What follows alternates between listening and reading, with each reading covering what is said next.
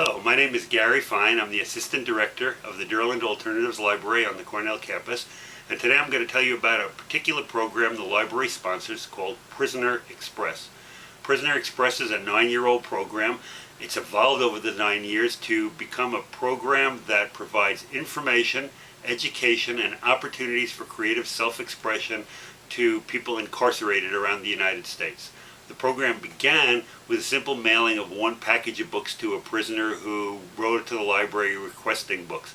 His response and letting us know not only how much they were appreciated, but how life-changing receiving that package of books was to him inspired us to continue to sending books. So currently, while this is just one part of our program, we'll make about 200 packages like this. We use brown paper bags, donated books, and we mail about 200 packages a month of books into prisons on any variety of subjects that prisoners ask about.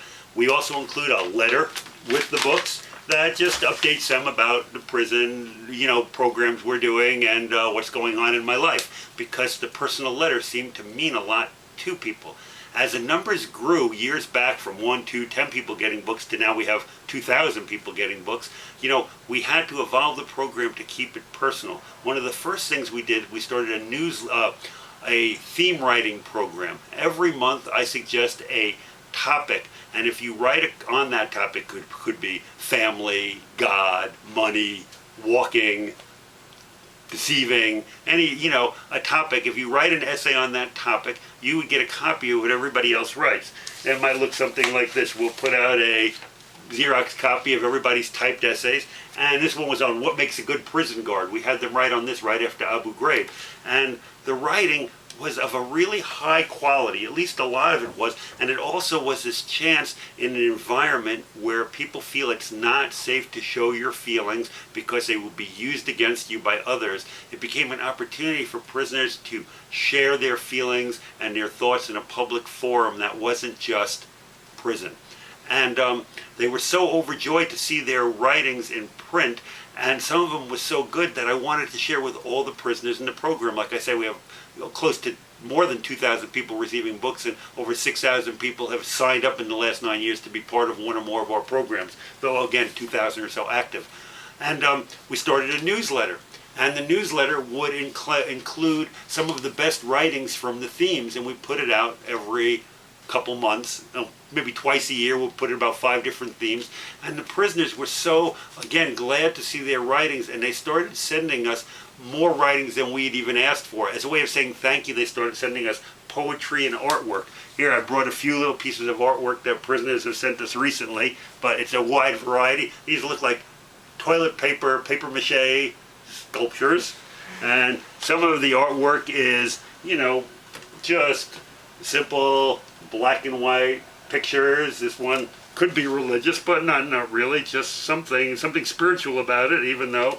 And others of them could be, of very prison-oriented themes, and we were receiving artwork, and we were receiving lots of poetry from the prisoners.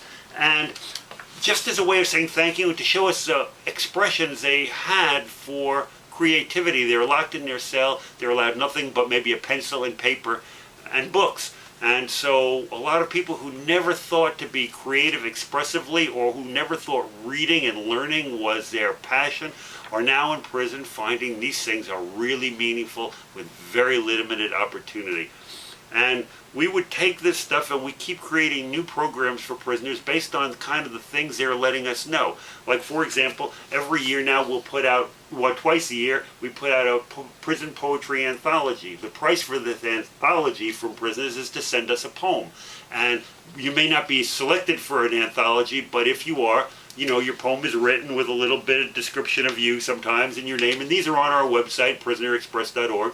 And we have about 400 or 500 people, sending poems in, every 6 months, and we'll pick 50, 100 to put in our newsletter. We're up to anthology number 5 we're working on right now.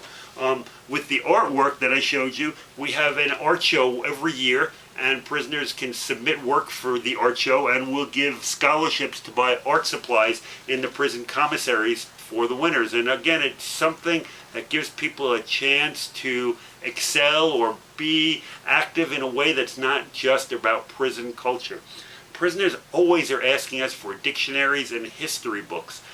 That's the most common request we get, and because of that we started history programs. We will create packets like this. This is ancient Roman history. We've done Greek history. We've done Africa pre-1400. We've done pre-Columbian, Indian, Native Americans in the United States and in South America. We've done that rise of Islam. Currently we're going to do World War II. It's very esoteric. We jump around. We cover areas of interest. Every packet has a series of questions. If you answer the questions, we create a compilation document of the most interesting answers, and say 400 prisoners might receive the packet, and a certain amount will reply, and everybody who replies gets that compilation document as the end result of the program. That's a model we use for a lot of programs. We have an anatomy and physiology program we're doing. We have a book club where we send the same book out to 400 or 500 people at a time every 6 months. Our current book is Lincoln at Gettysburg, and prisoners will answer questions based on it, and we will create that compilation document. Some of the things we do seem very small. Send a book, send a newsletter, but for people who have very little, it seems like from the letters we get that it's so deeply appreciated that it's almost life-changing. And the only analogy I could have is if somebody gave me a piece of bread and a glass of water, I might say thank you and put them down. But you put me in a desert and you give me a week and then give me a piece of bread and a glass of water, and it's like, oh my God, you've saved my life. And the letters we get, I can show you stacks of letters from the prisoners who take part in these educational programs, letting us know that this is the water that they needed after being parched for so long. So I'd like to tell you about a few more of our programs, and then invite anybody to contact us at alternativelibrary.org or www.prisonerexpress.org to get more information about our programs. Some of the other programs we've developed are math programs.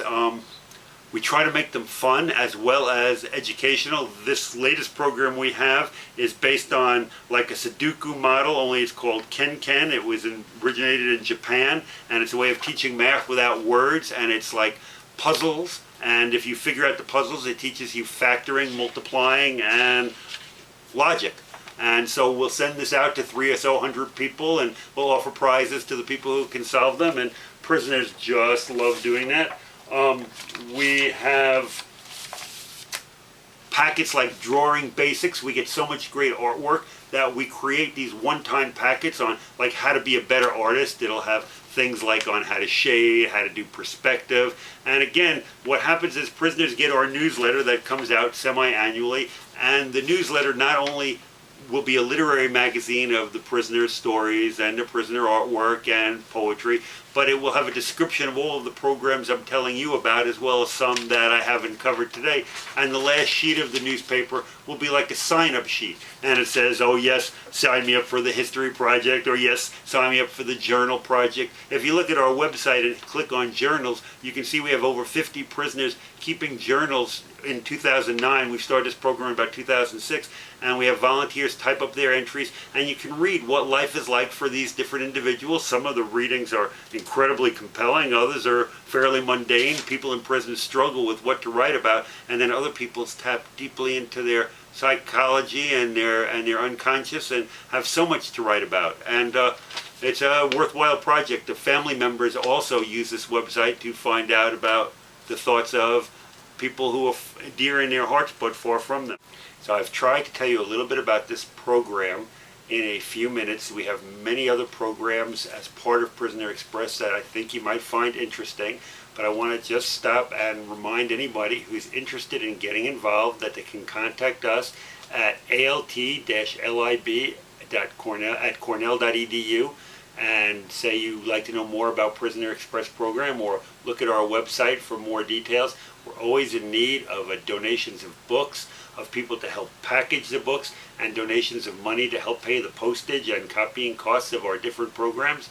We have no regular source of funding, but we get by on the generosity of people who feel this is an important service to be providing. I hope some of you will get involved. Thank you.